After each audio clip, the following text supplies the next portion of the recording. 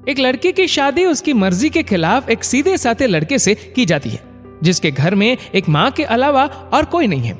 दहेज में लड़के को बहुत सारे उपहार और पैसे मिले होते हैं।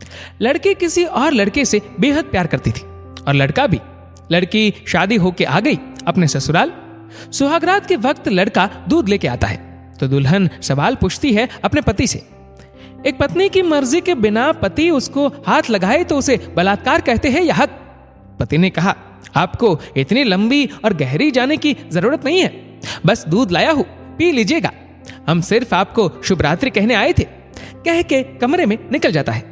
लड़की मन मारकर रह जाती है क्योंकि लड़की चाहती थी कि झगड़ा हो ताकि मैं इस गवार से पीछा छुटा सकूं। है तो दुल्हन, मगर घर का कोई भी काम नहीं करती, बस दिन भर ऑनलाइन रहती और न जाने किस किस से बातें करती। मगर उधर लड़के की माँ बिना शिकायत के दिन भर चूल्हा चौका से लेकर घर का सारा काम करती, मगर हर पल अपने होठों पर मुस्कुराहट लेके फिरती। लड़का एक कंपनी में छोटा सा मुलाजिम है और बेहद ही मेहनती और ईमानदार। करीब महीने भर बीत गए मगर पति पत्नी अब तक साथ नहीं सोए। वैसे लड़का बहुत शांत स्वभाव वाला था, इसलिए वह ज्यादा बातें नहीं करता था। बस खाने के वक्त अपनी पत्नी से पूछ लेता था कि कहाँ खाओगी, अपने कमरे में या हमारे साथ। और सोने से पहले डायरी लिखने की आदत थी जो वह हर रात को लिखता था। ऐसे लड़के के पास एक स्कूटी था। वह हर रोज बाहर जाती थी, पति के ऑफिस जाने के बाद और पति के वापस लौटते ही आ जाती थी। छुट्टी का दिन था, लड़का भी घर पे ही था, तो लड़की ने अच्छे भले खाने को भी गंदा कह के माँ को अपशब्द बोल के खाना फेंक देती है। मगर वह शांत रहने वाला उसका पति अपनी पत्नी पर हाथ उठा देता है, मगर माँ अपने बेटे को बहुत डांटती है। इधर लड़की को बहाना चाहिए था झगड़े का जो उसे मिल गया था। वह पैर पटकती हुई स्कूटी लेके निकल पड़ती है। लड़की जो रोज घर से बाहर जाती थी वह अपने प्यार से मिलने जाती थी। लड़की भले टूट कर चाहती थी लड़के को, मगर उसे पता था कि हर लड़की की एक हद होती है जिसे इज्जत कहते हैं, वह उसको बचाए रखी थी। इधर लड़की अपने प्यार के पास पहुंचकर कहती है, अब तो एक पल भी उस घर में नहीं रहना है मुझे। आज गवार ने मुझ पर हाथ उठा के अच्छा नहीं किया। लड़के ने कहा, अरे तुमसे तो मैं कब से कहता हूं कि भाग चलो मेरे साथ कहीं दूर, मगर तुम हो कि आजकल पे लगी रहती हो।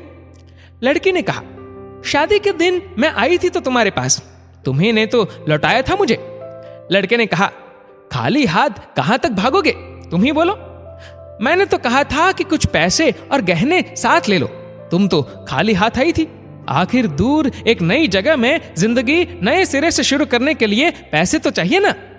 लड़की ने कहा, तुम्हारे और मेरे प्यार के बारे में जानकर मेरे घर वालों ने बैंक के पासबुक, एटीएम और मेरे गहने तक रख लिए थे, तो मैं क्या लाती अपने साथ, हम दोनों मेहनत करके कमा भी तो सकते थे।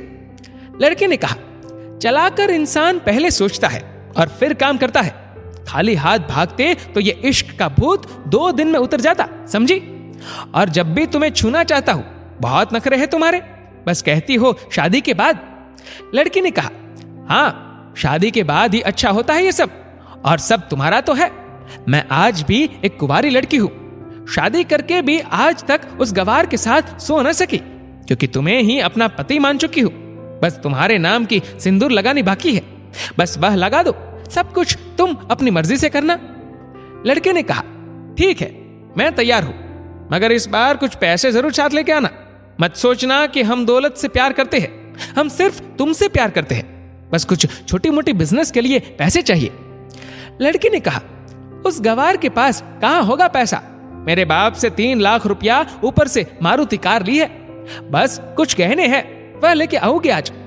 लड़का लड़की को होटल का पता देकर चला जाता है। लड़की घर आके फिर से लड़ाई करती है, मगर अफसोस वह अकेली चिल्लाती रहती है, उससे लड़ने वाला कोई नहीं था। रात 8 बजे लड़के का मैसेज आता है व्हाट्सएप पे कि कब आ रही हो। लड़की जवाब देती है, सब्र करो, कोई सोया नहीं है, मैं 12 बजे से पहले पहुंच जाऊंगी क्योंकि यहां तुम्हारे बिना मेरी सांसें घुटती है। लड़के ने कहा, ओके जल्दी आना, मैं होटल के बाहर खड़ा रहूंगा, बाय। लड़की अपने पति को बोल देती है कि मुझे खाना नहीं चाहिए, मैंने बाहर खा लिया है, इसलिए मुझे कोई परेशान न करे, इतना कह के दरवाजा बंद करके अंदर आती है कि पति बोलता है कि वह अलमारी से मेरी डायरी दे दो, फिर बंद करना दरवाजा, हम परेशान नहीं करेंगे। लड़की दरवाजा खोले बिना कहती है कि चाबियां दो अलमारी की। लड़के ने कहा, तुम्हारे बिस्तर के पैरों तले है चाबी। मगर लड़की दरवाजा नहीं खोलती, बल्कि जोर जोर से गाना सुनने लगती है। बाहर पति कुछ देर दरवाजा पीटता है, फिर हार कर लौट जाता है। लड़की ने बड़े जोर से गाना बजा रखा था। फिर वह अलमारी खोल के देखती है जो उसने पहली बार खोला था, क्योंकि वह अपना सामान अलग अलमारी में रखती थी। अलमारी खोलते ही हैरान रह जाती है। अलमारी में उसके अपने पासबुक, एटीएम कार्ड थे जो उसके घर वालों ने छीन के रखे थे।